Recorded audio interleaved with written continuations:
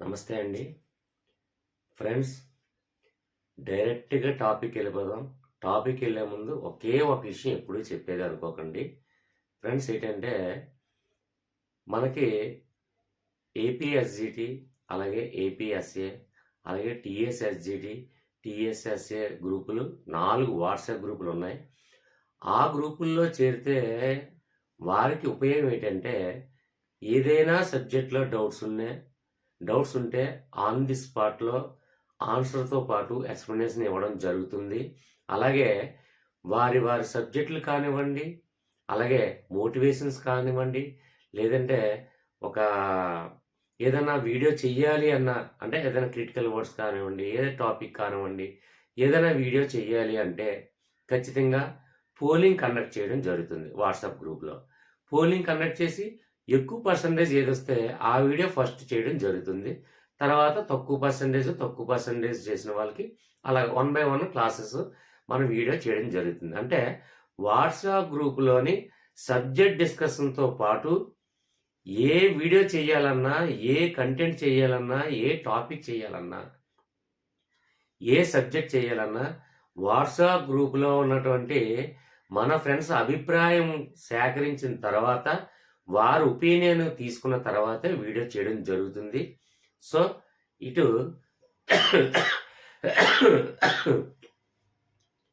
మీకు any subject ఏ doubts ఉన్నా ఏదైనా సరే వాట్సాప్ గ్రూప్లో ఎక్స్ప్లెయిన్ చేసినట్లయితే నేను ఖచ్చితంగా ఆన్సర్ ఇవ్వడం జరుగుతుంది. ఇక గ్రూపుల్లో జాయిన్ చేసుకోముందు ఒక విషయం ఫ్రెండ్స్, ఇక్కడ నా వీడియో చూస్తున్నప్పుడు సబ్స్క్రైబ్ బటన్ ఎక్కడైతే ఉందో దాని పక్కనే జాయిన్ బటన్ అని ఒకటి ఉంది. ఆ జాయిన్ బటన్ ద్వారా మెంబర్షిప్ తీసుకున్నట్లు అయితేనే ఈ వాట్సాప్ గ్రూపులో జాయిన్ చేసుకొని వారి సబ్జెక్ట్ డిస్కషన్స్ కానివ్వండి, వారి డౌట్స్ కానివ్వండి ఎక్స్ప్లెయిన్ చేయడం జరుగుతుంది. అంటే లిమిటెడ్ మెంబర్స్ కోసం మాత్రమే ఈ మెంబర్షిప్ పెట్టడం జరిగింది. ఎక్కువ మంది వచ్చిన మనకి ఎక్కువ మందితో చాలా కొద్దిగా ప్రాబ్లం ఫేస్ చేయడం జరిగింది.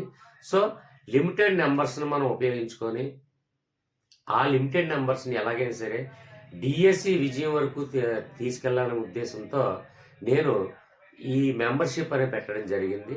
మెంబర్షిప్ తీసుకున్న వాళ్ళకి మాత్రమే డిస్క్రిప్షన్లో వాట్సాప్ లింక్ ఉంది. వాట్సాప్ లింక్లో సార్ నేను మెంబర్షిప్ తీసుకున్నాను, నన్ను దయచేసి ఎస్జిటి అయితే ఎస్జిటి, ఎస్ఏ అయితే ఎస్ఏ గ్రూప్లో నన్ను జాయిన్ చేయండి అంటే డెఫినెట్గా జాయిన్ చేసి వాళ్ళని యాడ్ చేసి వారికి ఉన్నటువంటి డౌట్స్ కానివ్వండి, వారికి ఉన్నటువంటి ఏదైనా సబ్జెక్ట్ వీడియోస్ కానివ్వండి, ఏదైనా వారి అభిష్టం మేరకు చేయడం జరుగుతుంది. ఓకే ఫ్రెండ్స్, ఇక్కడ డైరెక్ట్ క్లాస్కి వెళ్తాను.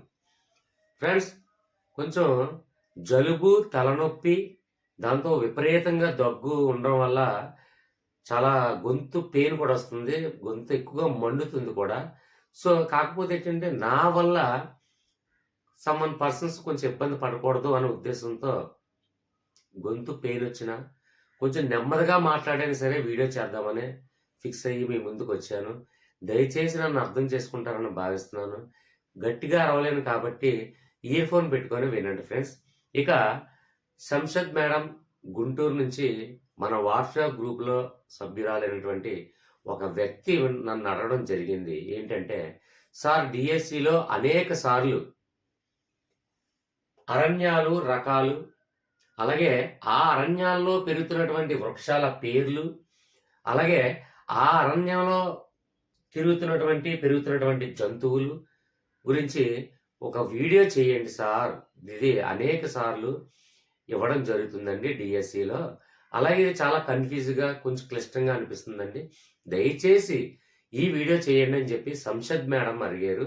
సో వాట్సాప్ గ్రూపులో అది ఎక్కువ పర్సంటేజ్ పోలింగే రానివ్వండి, లేదంటే ఒక్క పర్సన్ నన్ను అడగనివ్వండి, ఖచ్చితంగా నేను వాట్సాప్ గ్రూపులో సభ్యుల మేరకు నేను వీడియో చేయడం జరుగుతుంది.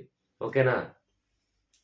అయితే ఇక్కడ డైరెక్ట్ చూడండి, మనకి అరణ్యాలు రకాలు ఉన్నాయండి. ఎన్ని రకాలు అంటే అవి 5 రకాలుగా మనం వర్గీకరించడం జరిగింది. అయితే ఈ అరణ్యాలు రకాలతో పాటు ఆ అరణ్యాల్లో పెరుగుతున్నటువంటి వృక్షాల పేర్లు కూడా అడగడం జరుగుతుంది.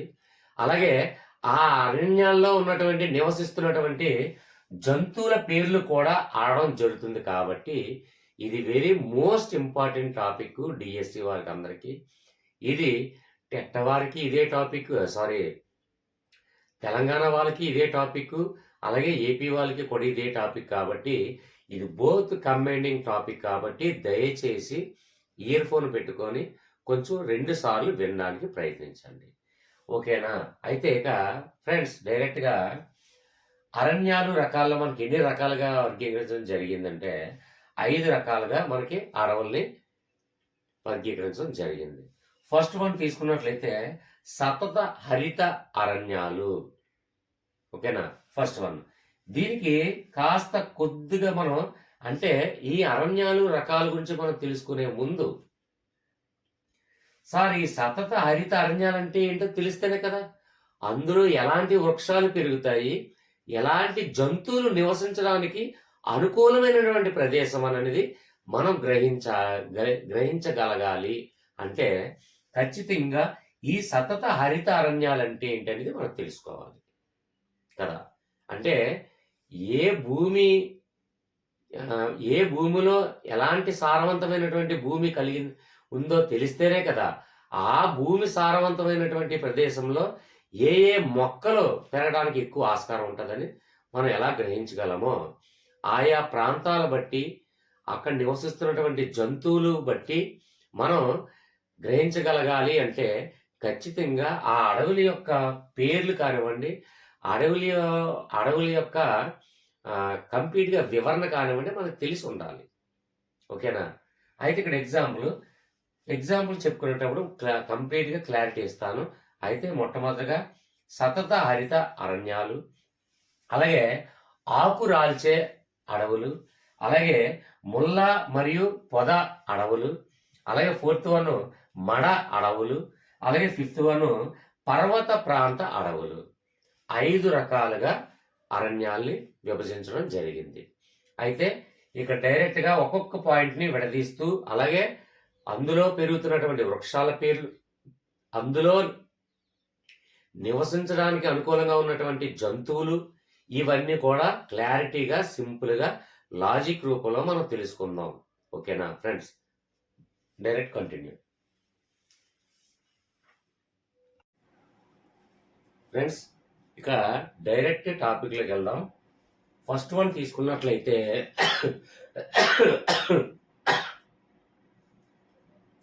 తీసుకున్నట్లయితే సతత హరిత అరణ్యాలు.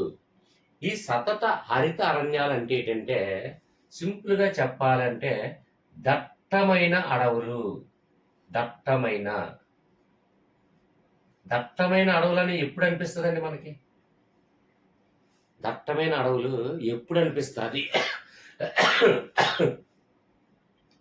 అడవుల నిండా ఆకు అంటే దట్టమైన అడవులు అంటే పుష్కలంగా ఆకులతో నిండి ఉంటాయండి ఇప్పుడు కూడా ఆ అడవులు.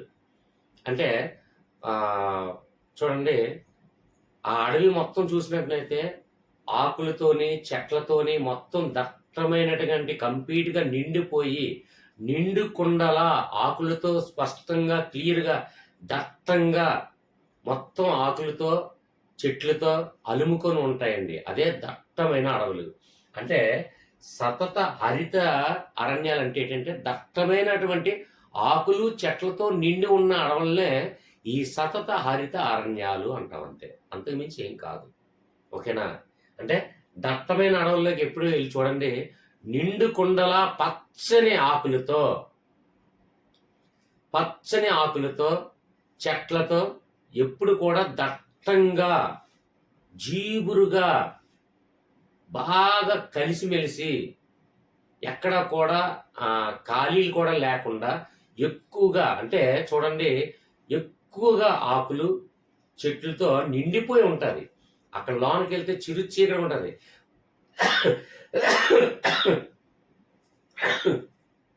పట్ట పగలిన ఎక్కడ కూడా వెలుతురు కూడా లోనికి రాలేనంత ఇదిగా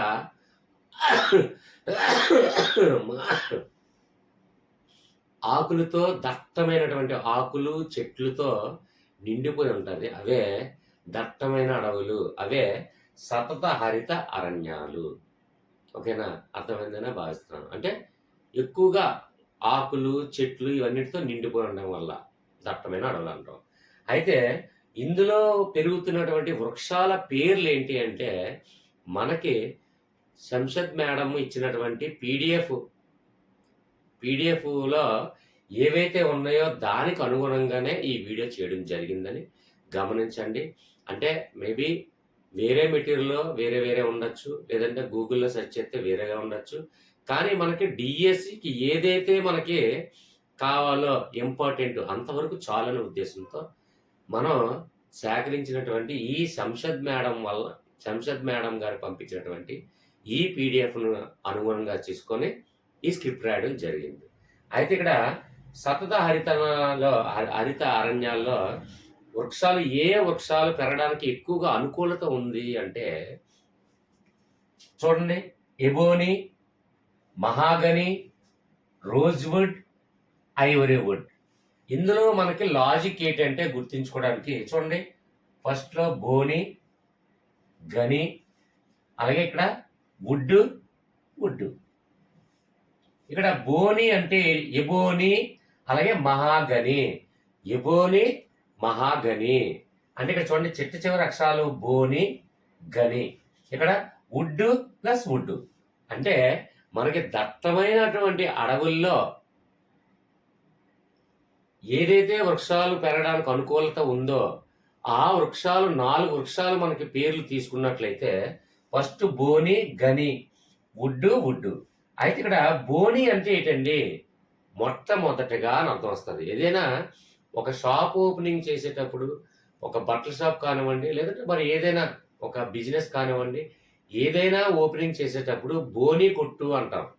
అంటే తొలిసూరిగా, అంటే తూరుగా అనే చిత్తూరు డిస్ట్రిక్ట్ టైపు తూరు అంటాం. అంటే మొట్టమొదటిగా ఒకసారి, ఈ తూరుగా అంటే ఈసారికి. అంటే అలాగా మొట్టమొదటిసారిగా మనం ఏదైనా మనీ పే చేస్తే అది బోని చెల్లించుట అంటాం. కాబట్టి ఇక్కడ చూడండి, బోని, గని ఒకే శబ్దం వస్తుంది. కాబట్టి అది గుర్తుపెట్టుకోండి. ఇక్కడ బోని అంటే ఏంటంటే మొట్టమొదటిగా ఏదైనా ఒక వ్రతం చేసేటప్పుడు కానివ్వండి, ఒక పూజా కార్యక్రమం చేసేటప్పుడు కానివ్వండి, ఒక పండగ వాతావరణం మన ఇంట్లో జరుపుకుంటున్నప్పుడు కానివ్వండి, మొట్టమొదటిగా మనం ఏం చేస్తామంటే ఆకులతో మనం ఇల్లుని అలంకరణ చేస్తాము. అంటే తోరణాలు.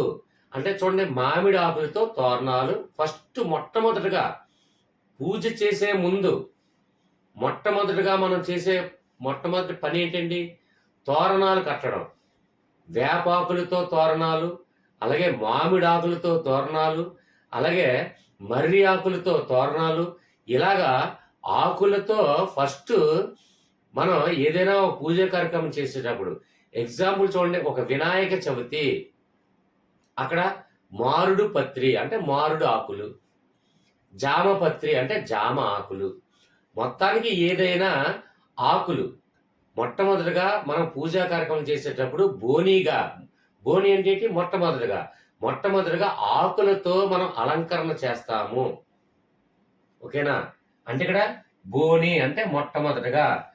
ఇక్కడ మనకి సతత హరిత అరణ్యాలు అంటే ఏంటి, ఏం చెప్పుకున్నాం, దట్టమైన అడవులు. దట్టమైనలో ఏమొస్తాయండి, ఆకులు ఎక్కువగా ఉంటే అవి దట్టమైన అడవులే.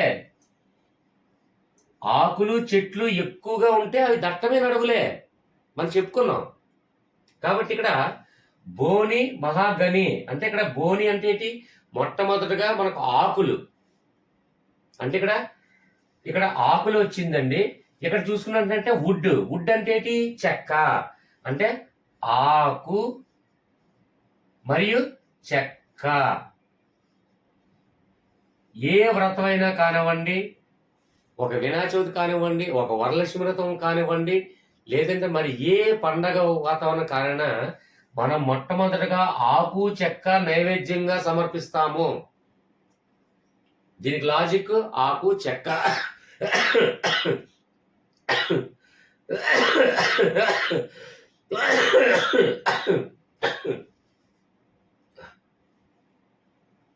ఇక్కడ వుడ్ అంటే చెక్క. చెక్క అంటే ఏంటండి? మనం ఇక్కడ ఏంటి, మనం నైవేద్యం ఏం సమర్పిస్తాం? ఒక్కపొడినే మనం చెక్క అంటాం చూడండి. ఆకు అంటే తమలపాకు, చెక్క అంటే ఒక్కపొడి. ఆకు చెక్కని మనం నైవేద్యంగా సమర్పిస్తాం మొట్టమొదటిగా. అలాగే ఇది ఏ అడవులకు చెందుతుంది అంటే, ఆకు అనేది ఆకులతో కూడుకున్నటువంటి దట్టమైనటువంటి అడవులన్నిటి కూడా సతత హరిత అరణ్యాలు అంటాం. ఓకేనా? అంటే మనకి ఇక్కడ ఏమర్థం అవ్వాలి? సతత హరిత అంటే దట్టమైనటువంటి అడవులు. దట్టమైనటువంటి అంటే ఆకులు నిండుగా ఉండేవి. ఇక్కడ మనకి వృక్షాలు ఏంటి? ఎబోని, మహాగని. ఇక్కడ బోని చూసినట్లే ఇక్కడ గని, బోని గని రెండు గుర్తొస్తాయి ఆటోమేటిక్గా ఆబ్జెక్ట్ లో. అయితే ఇక్కడ బోని అంటే ఏంటి? మొట్టమొదటిగా మనం ఏం చేస్తామండి? ఆకులతో మనం ఏదైనా పూజా కార్యక్రమం ప్రారంభించడం జరుగుతుంది, అంటే పత్రి. అలాగే ఇక్కడ రోజ్ వుడ్, ఐవరీ వుడ్ లో వుడ్ చివరి రెండు అక్షరాలు వుడ్. వుడ్ అంటే ఏంటండి? తెలుగులో చెక్క. ఇక్కడ చూడండి, ఆకు మరియు చెక్క, అంటే వృక్షాలకు మొత్తం కంప్లీట్ అయిపోయింది. ఆకు చెక్క. మనం ఏదైనా ఒక వ్రతం చేసేటప్పుడు, ఏదైనా ఒక పూజ నిర్వహించేటప్పుడు మనం దేవుని దగ్గర ఆకు చెక్క పెడతాం. ఫస్ట్ ఆకు అంటే తోరణాలు కట్టనివ్వండి, అలాగే పత్రి పెట్టనివ్వండి. పత్రి అంటే అక్కడ మామిడి ఆకులు, జామ ఆకులు, వేప ఆకులు ఇలాంటివన్నీ కూడా పత్రులు పెట్టనివ్వండి.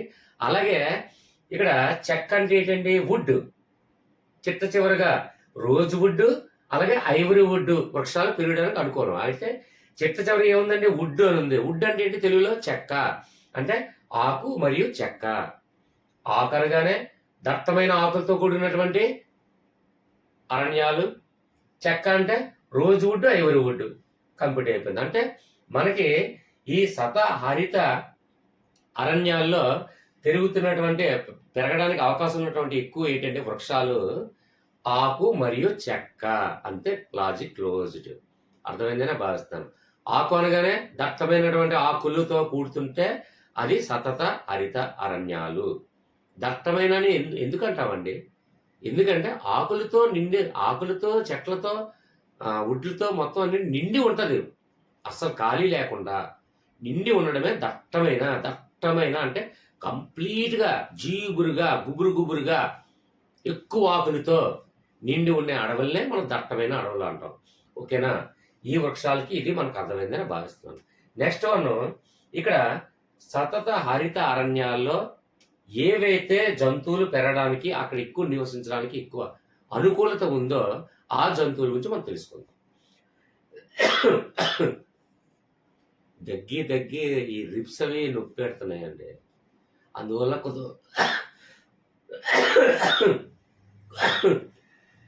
ఇయర్ ఫోన్ పెట్టుకుని వినండి. అయితే ఫ్రెండ్స్, జంతువులు తీసుకున్నట్లయితే ఇక్కడ లయన్ అంటే సింహం, టైల్డ్ అంటే టైల్ అంటే ఏంటి? తోక. లయన్ టైల్డ్ మకాక్ అంటే సింహపు తోకతో కోతి అని అర్థం వస్తుంది. తోక అని, సింహపు తోక అని గుర్తుపెట్టుకోండి. సింహపు తోక. ఇక్కడ లయన్ అంటే ఇక్కడికి తోక కూడా, ఈ మకాక్ అనేది పేర్లు కూడా మనకి అవసరం లేదు. ఫస్ట్ జంతువు ఏంటంటే లయన్ అంటే సింహం. దట్టమైనటువంటి అడవుల్లో ఎప్పుడు కూడా దట్టమైనటువంటి అడవికి రాజు ఎవరు అంటే సింహము. ఓకేనా? దట్టమైనటువంటి అడవి కాబట్టి ఇక్కడ లయన్ అంటే సింహం. రాజుకి అడవికి రాజు ఎవరండి అంటే సింహం. కాబట్టి ఇక్కడ మనకి మొట్టమొదటిగా ఏం తెలుసుకున్నామండి? లయన్ టైల్డ్ మకాక్ అంటే ఇక్కడ లయన్ ఎప్పుడైతే మనం చూసామో అంటే సింహం. దట్టమైన అడవికి రాజు ఎవరంటే సింహము. ఇక్కడ ఒక జంతువు వచ్చింది. నెక్స్ట్ ఇంకొక చూడండి, సరీసృపాలు. సార్, సరీసృపాలు అంటే ఏమిటి? సరీసృపాలు అంటే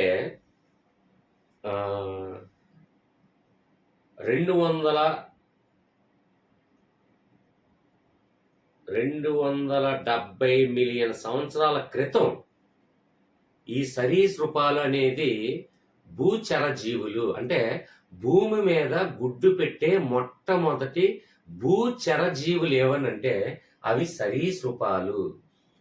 సరీసృపాలు అంటే ఏంటంటే భూమి మీద గుడ్డు పెట్టే జీవరాశులు, అవే సరీసృపాలు. ఇవి 270 సంవత్సరాల 270 మిలియన్ సంవత్సరాల క్రితం ఈ సరీసృపాలు అనేది భూమి మీద జీవరాశులుగా ఉండి ఇవి గుడ్లు పెట్టే ప్రక్రియతో ఇవి కొనసాగేవి సరీసృపాలు. ఎగ్జాంపుల్ విన్నట్లయితే సరీసృపాలు అంటే ఇవ్వా అని మీకు ఐడియా వస్తుంది. సరీసృపాలు అంటే ప్రస్తుతం తొండ, అలాగే బల్లి, అలాగే మనకి చూడండి రాక్షస బల్లులు, ఇవన్నీ కూడా సరీసృపాలు చెందినటువంటి జాతులు. అంటే ప్రస్తుత మన జీవన విధానంలో చూసుకున్నట్లయితే మనకి మనకి బల్లి, అలాగే తొండ, అలాగే ఈ రాక్షస బల్లులు ఇవన్నీ కూడా, అంటే ఈ సరీసృపాలన్నీ కూడా 270 మిలియన్ల సంవత్సరాల క్రితం భూమి మీద గుడ్డు పెట్టే మొట్టమొదటి జీవ రాసులు ఏంటంటే ఇవి సరీసృపాలు. అర్థమైందని భావిస్తున్నాను. అయితే ఇవి ఫ్రెండ్స్ ఇవి లాబిరింథోడాంట్ ఉభయచరాల నుంచి ఇది పరిణామం చెందాయండి.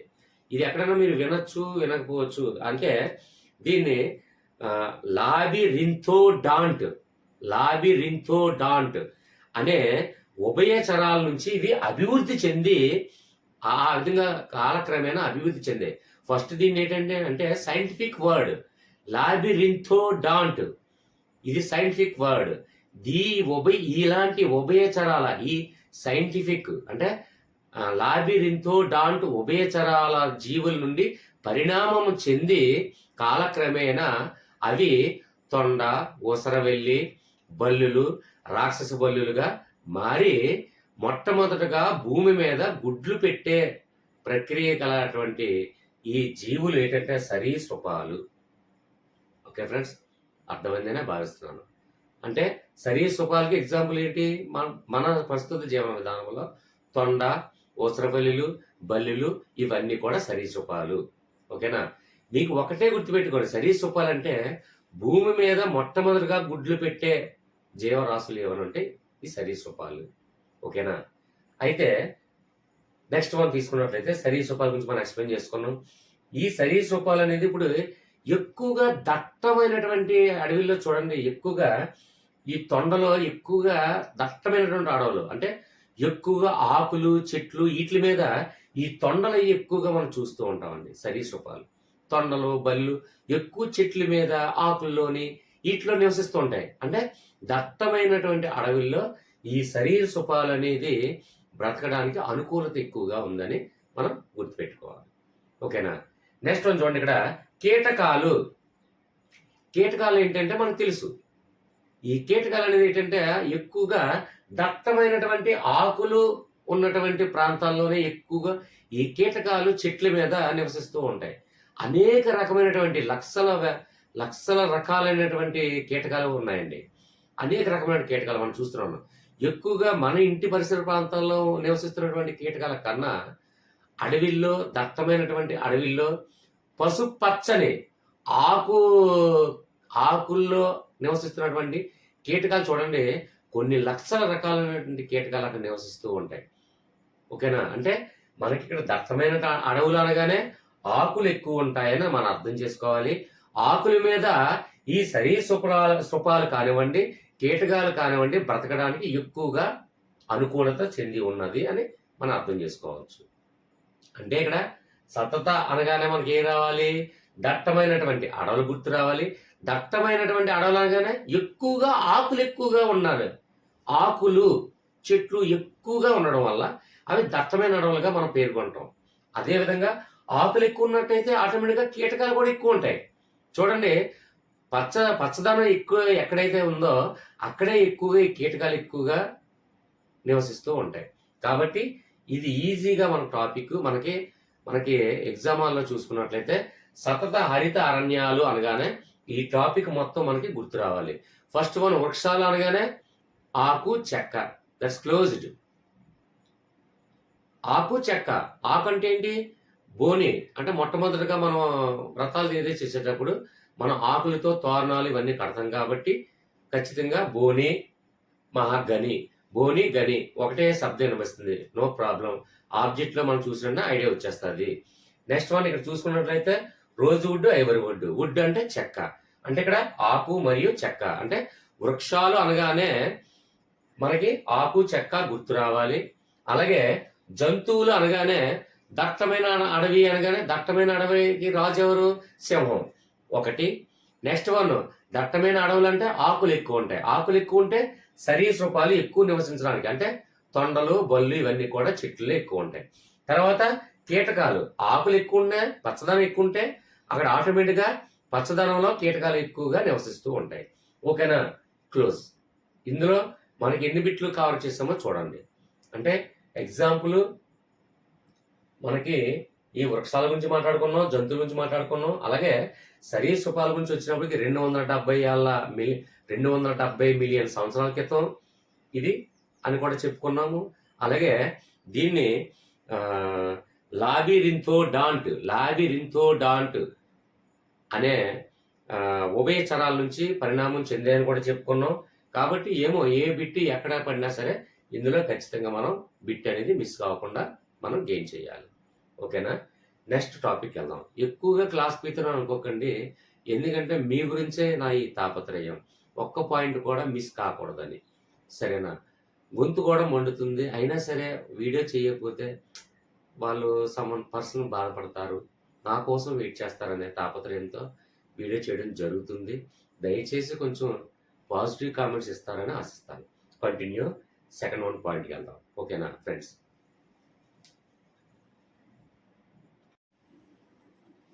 ఓకే ఫ్రెండ్స్, ఇక్కడ నెక్స్ట్ వన్ చూడండి. ఇది చాలా సింపుల్ పాయింట్ అండి. సింపుల్ లాజిక్ ఉంటే చాలు, ఇవన్నీ ఏమి కూడా కంఠస్థ పెట్టనవసరం లేదు. ఇక్కడ చూడండి, సెకండ్ వన్ తీసుకుంటే ఆకు రాల్చే అడవులు. ఆకు రాల్చే అడవులు అంటే ఏంటండి? మనకి కాలానికి అనుగుణంగా ఆకుల్ని చిగిరింప చేయడం, అలాగే ఆకులు రాల్చడం కూడా జరిగే ప్రక్రియ అండి. అయితే ఈ ఆకు రాల్చే అడవుల బట్టి మనకు సింపుల్ లాజిక్, చాలా సింపుల్, చిన్న మైండ్ కాన్సన్ట్రేషన్ చేయండి. ఆకు రాల్చే అడవులు అంటే ఏంటంటే చూడండి, ఎగ్జాంపుల్ ఇవన్నీ కూడా టేకు, సాల్ అంటే ఏంటంటే ఇది కూడా వన్ టైప్ ఆఫ్ వెదురు చెట్లు లాంటివి. ఈ సాల్ అనేది ఏంటంటే కొందరు వినొచ్చు, వినపోవచ్చు. కాబట్టి సాల్ చెట్లు అనేది ఏంటంటే మీరు గూగుల్లో సెర్చ్ చేసి చూడండి. పొడవుగానే ఇవి కూడా ఆకులు రాల్చే ప్రక్రియ కొనసాగించినటువంటి ఈ చెట్లు రకాలండి.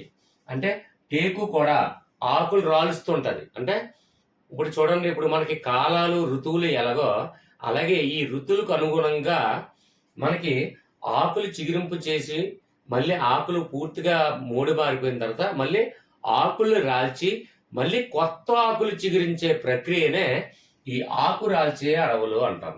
ఇది అన్నిటికీ ఎక్కువగా అనుకూలంగా ఉంటది. దానికి కారణం కూడా చెప్తాను చూడండి.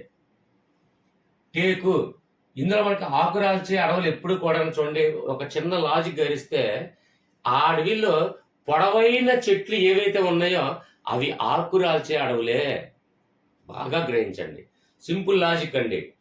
పొడవైనటువంటి ఎదురు చెట్లు కానివ్వండి, యూకలిప్టస్ చెట్లు కానివ్వండి, లేదంటే ఈ రోజ్ వుడ్ కానివ్వండి, ఏదైనా వేప కానివ్వండి, ఇవన్నీ కూడా అంటే పొడవుగా ఎదుగుతున్నటువంటి చెట్లు ఏ ఉంటే అవి మ్యాక్సిమం ఆకురాల్చే అడవుల్లోనే ఉంటాయి.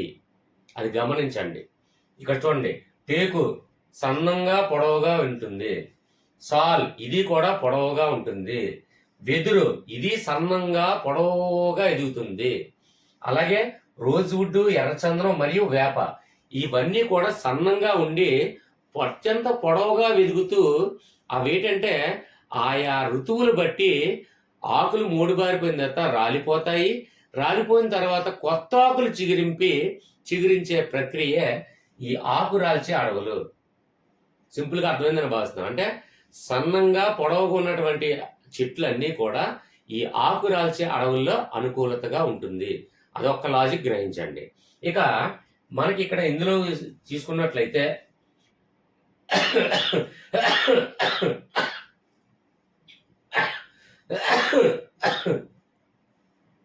వృక్షాలు ఏమేమి ఉన్నాయని మనకి ఈజీగా అర్థమైంది.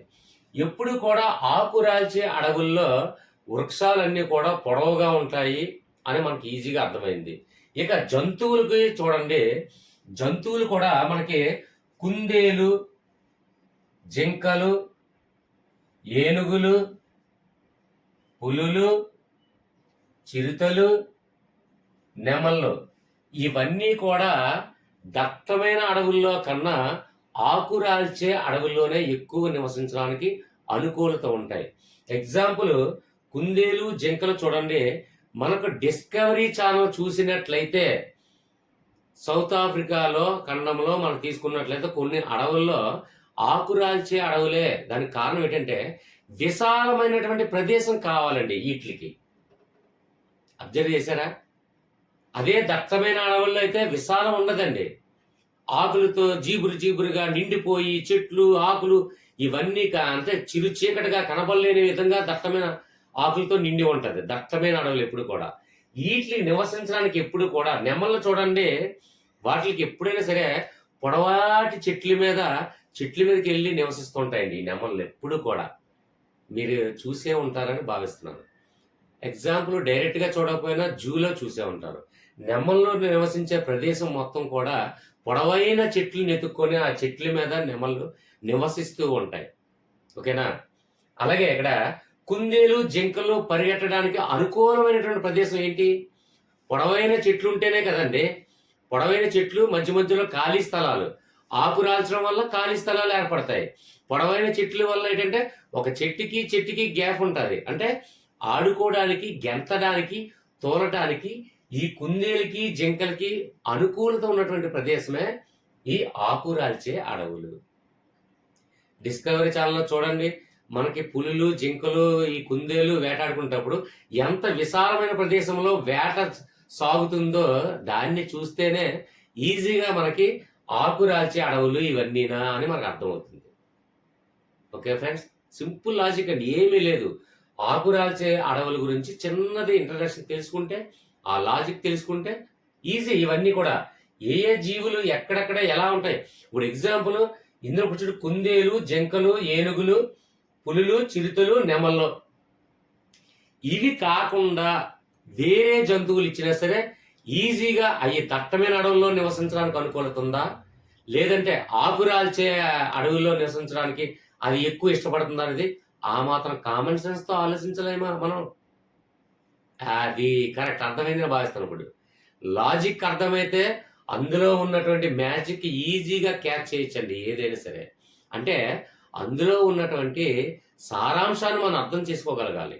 అంటే దట్టమైన అడవులు పెరగడానికి ఏ అనుకూలతలా. ఇప్పుడు కీటకాలు ఉన్నాయి, కీటకాలకి ఎగ్జాంపుల్ కీటకాలు శరీర స్వభావాలు ఏంటంటే వాటికి ఎక్కువగా పచ్చదనం కావాలి. అంటే ఆకులతో నిండి ఉండాలి. పొదలుగా ఆకులుగా చెట్లుగా దట్టంగా ఉంటేనే ఆ కీటకాలు ఎప్పుడూ కూడా నివసించడానికి అనుకూలత చెందుతాయి. ఇక్కడ కుందేలు, జింకలు తుల్లుతూ ఆడుకుంటూ పీస్ఫుల్ గా ప్రదేశం కావాలి. ఒక చెట్టుకి మధ్య గ్యాప్ కావాలి. కాబట్టి స్వతంత్రంగా ఆడుకోవడానికి ఎక్కువ వీటికి స్వేచ్ఛ కావాలి. ఇక్కడ కుందేలు, జింకలు ఎక్కువగా నివసిస్తున్నాయంటే ఆటోమేటిక్ గా వాటి ఆహారం కోసమైనా సరే పుల్లు, చిరుతలు ఇవన్నీ కూడా నివసిస్తాయని మనం అర్థం చేసుకోవచ్చు. ఈజీ. ఎక్కడైతే జంతువులు ఉన్నాయో అక్కడ వేటగాడు ఉంటాడు కదా. జంతువులు లేని ప్రదేశంలో వేటగాడు ఎందుకు ఉంటాడు? సో జంతువులు ఉన్న ప్రదేశంలోనే వేటగాడు కూడా ఉంటాడు. అంటే ఇక్కడ జంతువులు ఏంటి? కుందేలు, జింకలు, నెమళ్ళు.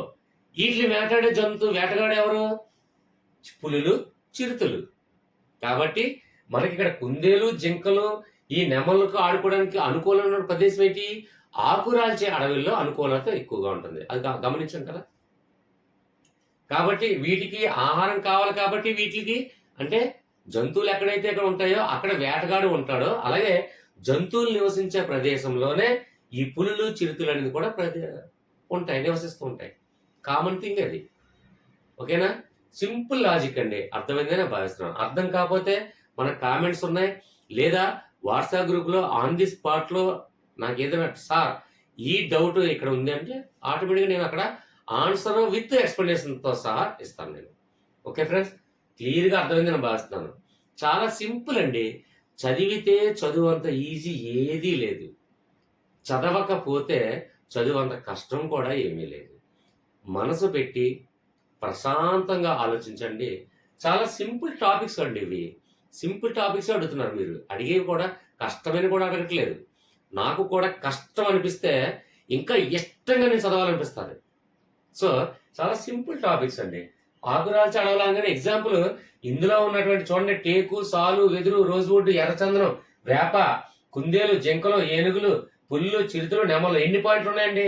1, 2, 3, 4, 5, 6, 7, 8, 9, 10, 11, 12 పాయింట్స్ ఉన్నాయి.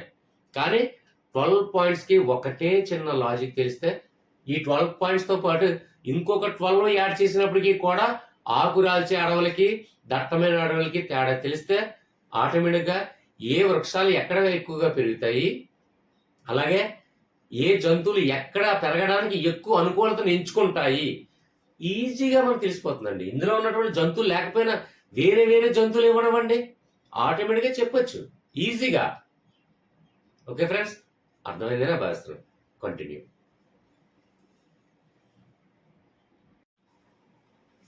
నెక్స్ట్ వన్ చూడండి. ఇక్కడ మనకి థర్డ్ వన్ తీసుకున్నట్లయితే ముల్లా మరియు పొద అరణ్యాలు. ఈ క్వశ్చన్లోనే ఆన్సర్ ఉందండి. ఇక్కడ ముళ్ళు చూడండి, ముల్లా మరియు పొద అరణ్యాలు అంటే ముళ్ళ పొదలు ఉన్నటువంటి అరణ్యాలన్నీ కూడా ఇది ముల్లా మరియు పొద అరణ్యాలు చెందినటువంటి అరణ్యాలు. అయితే ఇందులో మనకి క్వశ్చన్లోనే ఆన్సర్ ఉంది. అంటే ముళ్ళుతో కూడుకున్నటువంటి అరణ్యాలన్నీ కూడా ఇలాంటి అరణ్యాల గురించి కొన్ని తెలుసుకుంటే మనకు సింపుల్గా సరిపోతుంది. ఇందులో క్వశ్చన్లో ఉన్న చూడండి ముళ్ళు మరియు పొద అంటే ముళ్ళు మరియు పొద అరణ్యాలు అంటే ముళ్ళు చెట్లు, ఇలాంటి పొదలు, అలాంటి చెట్లన్నీ కూడుకున్నటువంటి అరణ్యాలు ఎక్కడెక్కడ ఉన్నాయో అవన్నీ సింపుల్గా మనం చెప్పేసుకుందాం. ఇందులో పెరుగుతున్నటువంటి వృక్షాలు ఏమైనా ఉన్నట్లయితే చూడండి అకేషియా. అకేషియా అనేది కూడా ఇది ముళ్ళుకి సంబంధించినటువంటి ఇది కూడా ఒక వృక్షము. నెక్స్ట్ ఇది గమనించండి, అకేషియా అనేది మీరు చాలా వరకు వినకపోయి ఉండొచ్చు. ఇది కూడా ముళ్ళుకి సంబంధించినటువంటి జాతే.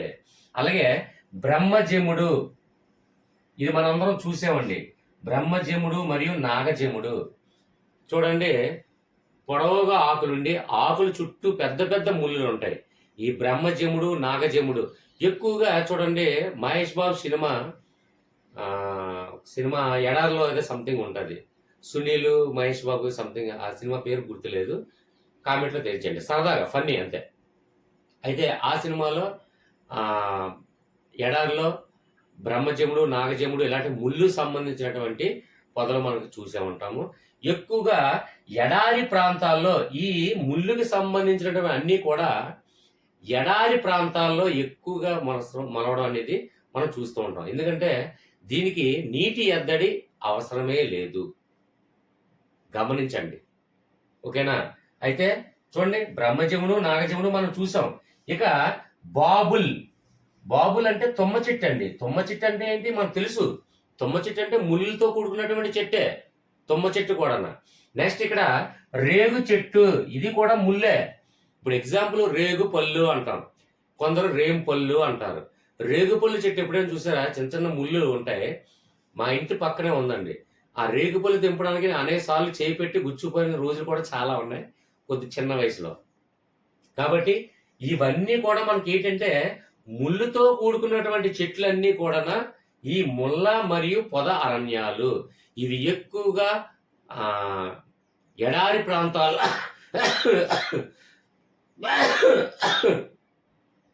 ఎడారి ప్రాంతాల్లో ఎక్కువగా ఇవి మొలవడానికి ఎక్కువ ఆస్కారం ఉంది. ఎందుకంటే దీనికి నీటి ఎద్దడి అవసరం లేదు, చాలా తక్కువ.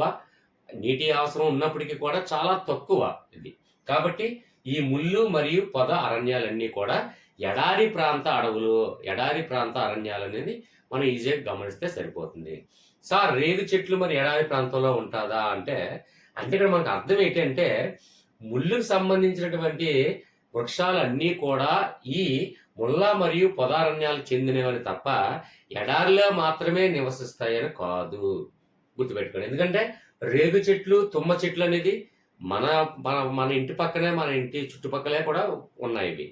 రేగు చెట్లు, తుమ్మ చెట్లు అంటే ఇవి ముళ్ళుతో కూడుకున్నటువంటి వృక్షాలు అని మనం గమనించాలి. అలాగే ఇక్కడ ఎడారి ప్రాంతాల్లో తీసుకున్నట్లయితే బ్రహ్మజముడు, నాగజముడు ఇవి ఎడారి ప్రాంతాల్లో ఎక్కువగా మనం చూస్తూ ఉంటాం. అంటే మనం అర్థం చేసుకోవాల్సింది ఏంటి, ఈ వృక్షాలకి ముళ్ళుకు సంబంధించినటువంటి వృక్షాలు అన్నీ కూడా ముళ్ళ మరియు పొద అరణ్యాల్లో నివసించడానికి బ్రతకడానికి ఎక్కువ అనువైన ప్రాంతం అని మనం గమనిస్తే చాలు. ఇందులో ముళ్ళ మరియు పొదారణ్యాల్లో జంతువుల గురించి ఇక్కడ పీడిఎఫ్లో లేదు కాబట్టి ఇది మనకి అవసరం లేదు. ఇక 4th పాయింట్కి వెళ్దాం. ఓకేనా ఫ్రెండ్స్, అర్థమైందని భావిస్తున్నాను.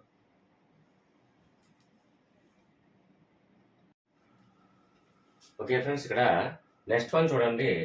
4th వన్ తీసుకున్నట్లయితే మడ అడవులు.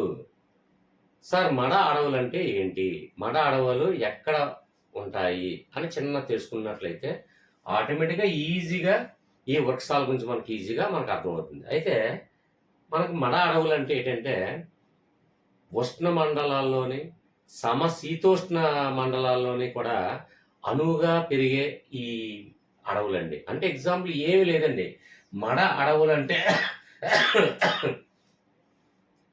సముద్ర తీర ప్రాంతాల్లో చిత్తడి నేలల్లో ఎక్కువగా ఈ మడ అడవులు పెరిగేయడానికి ఎక్కువ అనుకూలత ఉందండి. అంటే ఇది మడ అడవులు అంటే ఏంటంటే చూడండి, సముద్ర ప్రాంతాల్లో అంటే సముద్రం ఒడ్డున ఉన్నటువంటి ప్రాంతాల్లో మనం ఎక్కువగా డిస్కవరీ ఛానల్లోని ఇందులో మనం చూస్తుంటాం, వైల్డ్ ఛానల్లో ఏంటంటే సముద్ర పరివాహక ప్రాంతాల్లో చూడండి, సముద్రం అంటే ఒక నది ఏదైనా ప్రవహిస్తూ వెళ్ళి సముద్రంలో కలుస్తున్నటువంటి ప్రదేశాలు చిత్తడి నేలగా ఉంటాయి.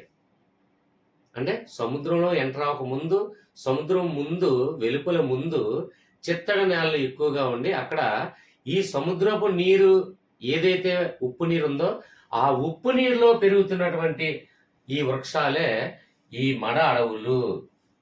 అంటే అక్కడ ఉష్ణ మరియు సమశీతోష్ణ మండలాల్లో పెరగడానికి ఆ అనుకూలత ఉన్నటువంటి అడవులే మడ అడవులు.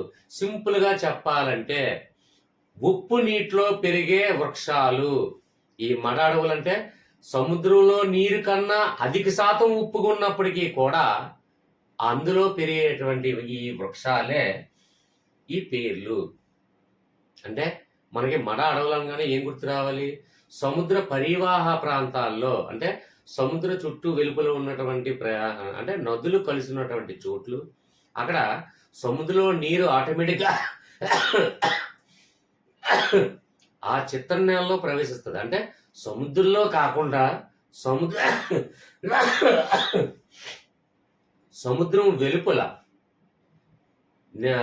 నివసిస్తున్నటువంటి ఈ వృక్షాలు, ఈ మొలుస్తున్నటువంటి వృక్షాలు ఏంటంటే సముద్ర నదీ జలాల్లో ఉన్నటువంటి ఉప్పు శాతాన్ని గ్రహించుకొని తీసుకొని కూడా అది పెరుగుటకు ఆస్కారం ఉంది. అలాగే సముద్రంలో నీరు ఉప్పు శాతం కన్నా అధికంగా ఉప్పు శాతం ఉన్నప్పటికీ కూడా ఆ నీటిలో కూడా ఈ వృక్షాలు పెరుగుతాయి. అదే మడ అడవులు. అంటే ఒక రకంగా చెప్పాలంటే ఉప్పు నీటితో బ్రతికే మొక్కలన్నీ కూడా, వృక్షాలన్నీ కూడా ఈ మడ అడవుల్లే అంటాము. అర్థమైందేనా? బాగా సింపుల్ లాజిక్ అంతే. ఇక్కడ చూడండి, మడ అడవులు అనగానే ఆటోమేటిక్గా మడ అలాగే తెల్ల మడ మనకి ఈజీ, అందులో లాజిక్ అవసరం లేదు. ఇక చూడండి, సుందరి. సుందరి అంటే అందమైన అమ్మాయి అని మామూలుగా ఒక చిన్న లాజిక్. సుందరి అంటే ఒక అందమైన స్త్రీ. అయితే ఇక్కడ చూడండి, పొన్న అలాగే బొడ్డు పొన్న. ఈ పొన్న వృక్షాలన్నీ కూడా ఉప్పు నీటిలో పెరిగే వృక్షాలు, ఉప్పు నీటిలో పెరిగే మొక్కలు, ఉప్పు నీటిలో పెరిగేటువంటి అధికంగా అంటే సముద్రంలో ఉన్నటువంటి నీరు తీసుకొచ్చిన దానికన్నా ఇంకా అధిక శాతంతో ఉప్పుతో కూడుకున్నటువంటి నీరు ఉన్నప్పటికీ కూడా ఆ ఉప్పు నీటిలో పెరిగే మొక్కలే ఈ పొన్న మొక్కలు, పొన్న వృక్షాలు. ఇక్కడ సుందరి ఒకటి గుర్తుపెట్టుకోండి.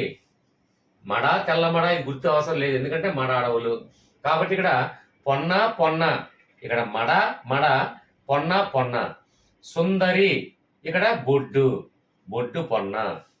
అంటే సుందరి బొడ్డు అంటే ఒక అందమైన స్త్రీ యొక్క బొడ్డు అని మామూలుగా, అంటే ఓన్లీ లాజిక్ పరంగా. అంటే రాఘవేంద్రరావు అని మీరు ఒక మామూలు తీసుకున్నట్లయితే సినీ డైరెక్టర్ రాఘవేంద్రరావు గారు ఒక అమ్మాయి స్త్రీ మీద బొడ్డు మీద ఓ యాపిల్ పళ్ళు కానీ ద్రాక్ష పళ్ళు కానీ వాళ్ళు పెట్టి అనేకమైన రకమైనటువంటి పాటలు తీయడం జరిగింది.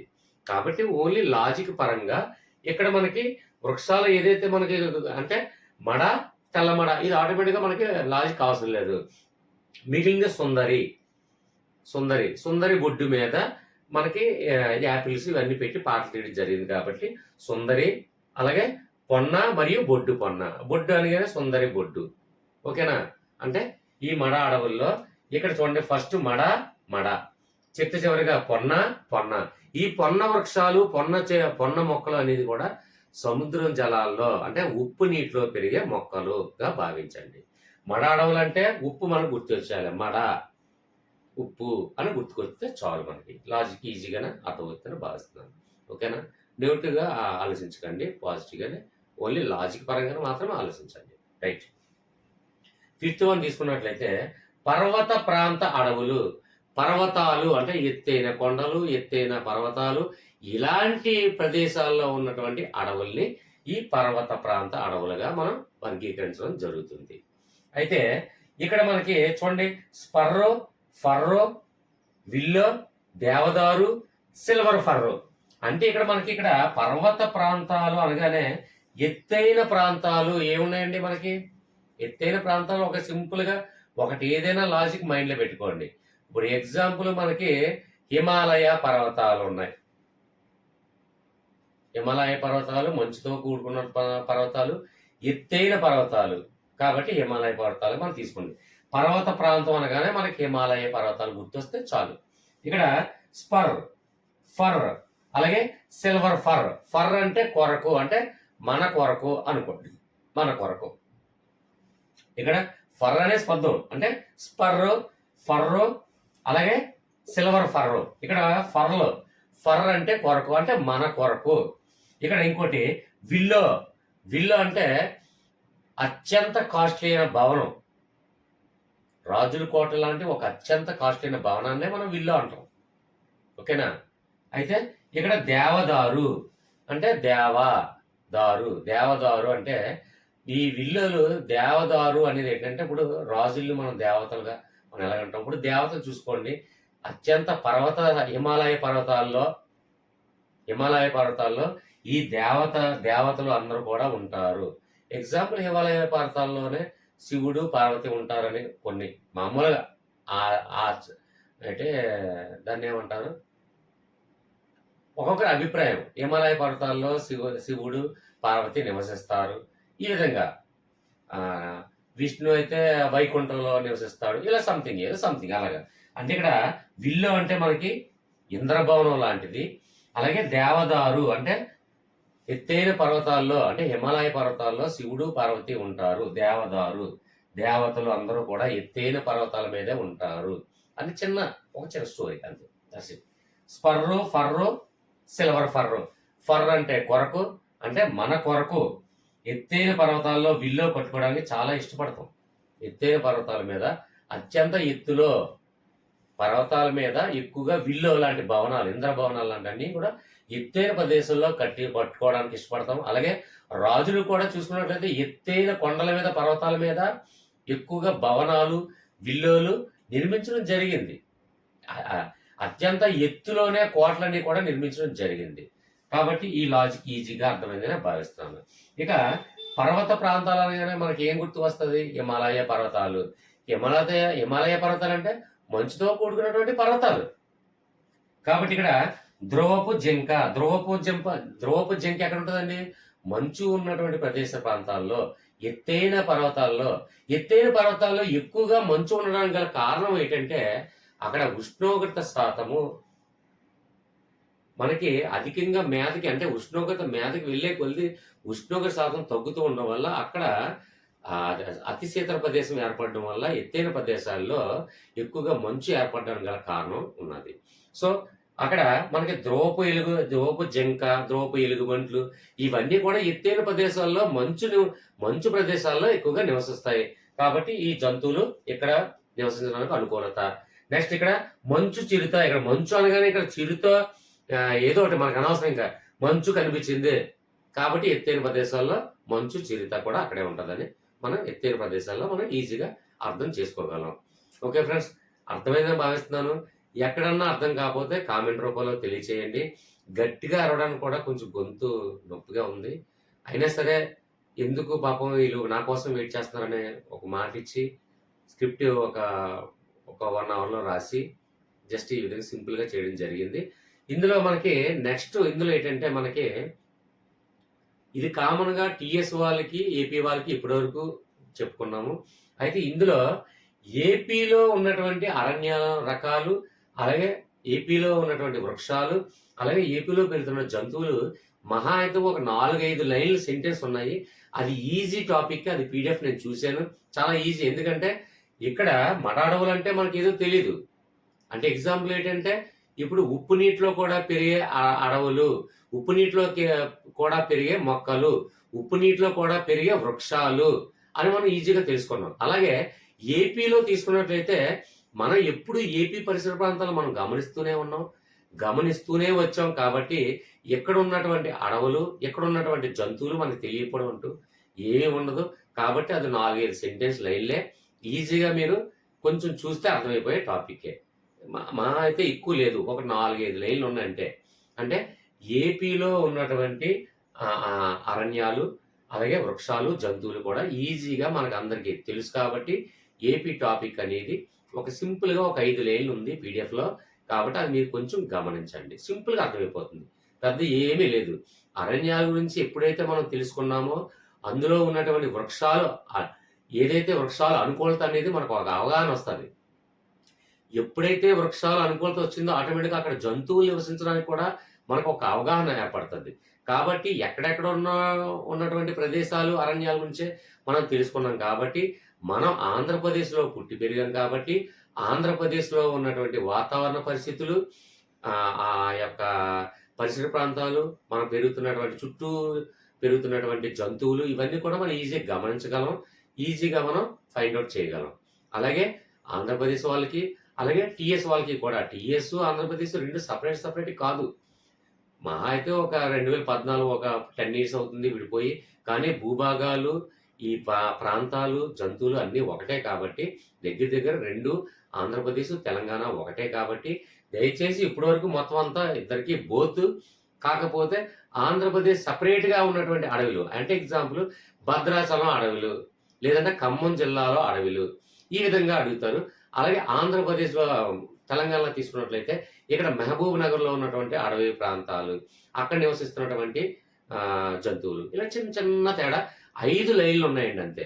అది ఈజీగా మీరు చదవగలరు, ఈజీగా అర్థం చేసుకోవాలని నేను భావిస్తూ నెక్స్ట్ వీడియోతో మనం కలుద్దాము. నెక్స్ట్ ఏంటంటే చాలా వరకు పార్ట్ 1, పార్ట్ 2 చేయడం జరిగింది. తర్వాత పార్ట్ 3లు, పార్ట్ 2లు మీరు కావాలనుకుంటే కామెంట్ రూపంలో తెలియజేస్తే, మీరు ఏ పార్ట్ అయితే పార్ట్ 1తో ఆపేసానో పార్ట్ 2 చేయండి అని మెసేజ్ పెట్టండి. లేదంటే పార్ట్ 2తో ఆపేస్తే పార్ట్ 3 చేయండి అని మెసేజ్ పెట్టండి. కామెంట్లో తెలియచేయండి. మెయిన్ ముఖ్యంగా మన వాట్సాప్ గ్రూపులో సభ్యులకే ప్రిఫరెన్స్ ఇస్తాను అనే విషయం మీరు గమనిస్తే చాలు. సో ఎవరైనా మెంబర్షిప్ తీసుకున్న వాటికి మాత్రమే గ్రూపులో ఎంటర్ చేయడం జరుగుతుంది. అది గమనించండి. ఓకేనా? నెక్స్ట్ వీడియోతో మళ్ళీ మంచి లాజిక్స్తో మీ ముందుకు వస్తాను. అప్పటి వరకు బాగా ప్రిపేర్ అవ్వండి. నెక్స్ట్ ఇంకొక విషయం ఏంటంటే చివరిగా ఫ్రెండ్స్, మనకున్నటువంటి డిఎస్సిలో ఈ 3 నెలల వ్యవధిలో తక్కువ సమయంలో ఎలా ప్రిపేర్ అవ్వాలి, ఏ సిలబస్ చదవాలి, ఎంతవరకు చదవాలి, ఏంటి అనేది ప్లానింగ్ కావాలని కొందరు అడుగుతున్నారు. అందరూ ఎక్కువ మంది కామెంట్ రూపంలో తెలియజేస్తే డెఫినెట్గా నెక్స్ట్ వీడియో ఆ వీడియో చేయడం జరుగుతుంది అని తెలియజేస్తున్నాను. ఓకే ఫ్రెండ్స్, దయచేసి కొంచెం గొంతు నొప్పిగా ఉంది, గట్టిగా అరవలేక నెమ్మదిగా చెప్పాను. దయచేసి ఒక్క సెకండ్ ఆగి ఛానల్ సబ్స్క్రైబ్ చేయండి. అలాగే పక్కన జాయిన్ బటన్లో జాయిన్ అయ్యి మెంబర్షిప్ తీసుకొని, ఇక డిస్క్రిప్షన్లో వాట్సాప్ లింక్ ఉంది. వాట్సాప్ లింక్లో నాకు స్క్రీన్ షాట్ తీసి, ఇదిగో సార్ మెంబర్షిప్ తీసుకున్నానని స్క్రీన్ షాట్ తీసి పెట్టండి. వెంటనే ఎస్జిటి అయితే ఎస్జిటి, ఎస్ఏ అయితే ఎస్ఏ, టిఎస్ అయితే టిఎస్, ఏపీ అయితే ఏపీలో గ్రూప్లో యాడ్ చేసి, గ్రూపులో మీకంటూ ఒక గుర్తింపు, మీకంటూ మీ సబ్జెక్ట్ డిస్కషన్ కానివ్వండి, పోలింగ్‌లో పార్టిసిపేట్ చేయడం కానివ్వండి, ప్రతి దాంట్లో మీరు పార్టిసిపేట్ చేయాలని ఆశిస్తూ, మీకే డౌట్స్ ఉన్నా నేను ఎక్స్‌ప్లెయిన్ చేసే బాధ్యత నాదిగా నేను స్వీకరిస్తాను. ఓకేనా? రైట్. నెక్స్ట్ వీడియోతో కలుద్దాం. దయచేసి లైక్ చేయడం మర్చిపోకండి. సబ్స్క్రైబ్ చేయడం మర్చిపోకండి. ఒక్క సెకన్ ఆగండి. ఆగారా? కామెంట్‌లో ఏదో ఒకటి తెలియచేయండి. ఓకేనా? బాయ్. పాజిటివ్ కామెంట్సే ఇవ్వండి. బాయ్.